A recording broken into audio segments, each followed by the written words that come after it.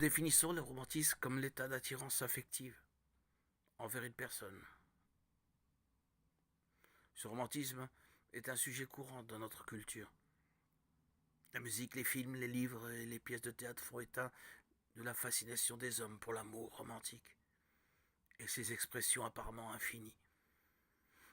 Dans une vision du monde chrétienne, le romantisme est-il une bonne ou mauvaise chose? Ou les deux? La Bible est une lettre d'amour de Dieu à l'humanité. Elle contient des images violentes qui nous avertissent du jugement à venir, mais aussi des expressions d'amour créatives entre l'homme et Dieu. Psaume 42, 1, 2, Jérémie 31, 3. L'amour et le romantisme sont liés, mais distincts.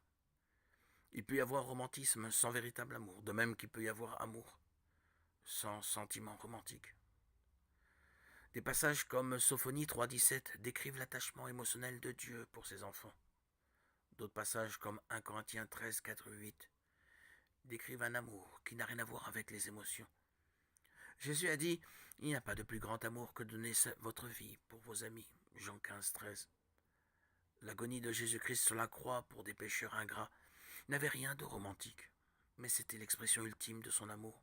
1 Jean 4, 9, 10.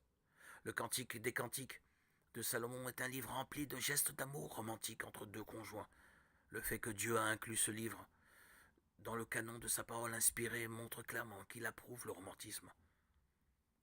Le romantisme dans le contexte d'une relation de pureté et de consécration peut renforcer la relation et le bonheur de l'amour dans le mariage, comme Dieu l'a prévu.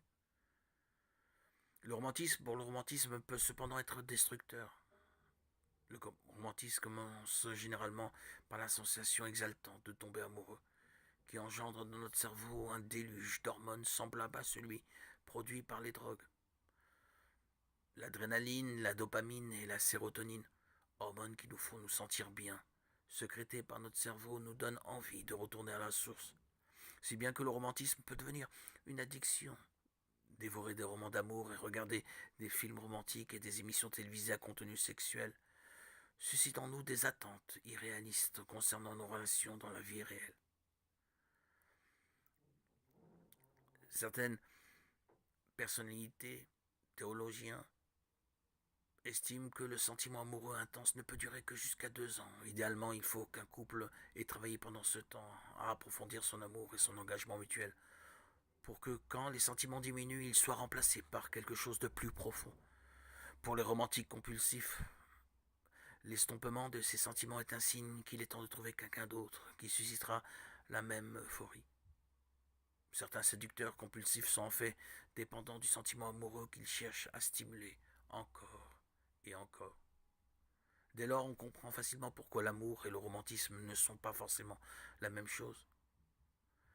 La Bible donne plusieurs exemples de couples qui ont fait l'expérience de l'amour romantique.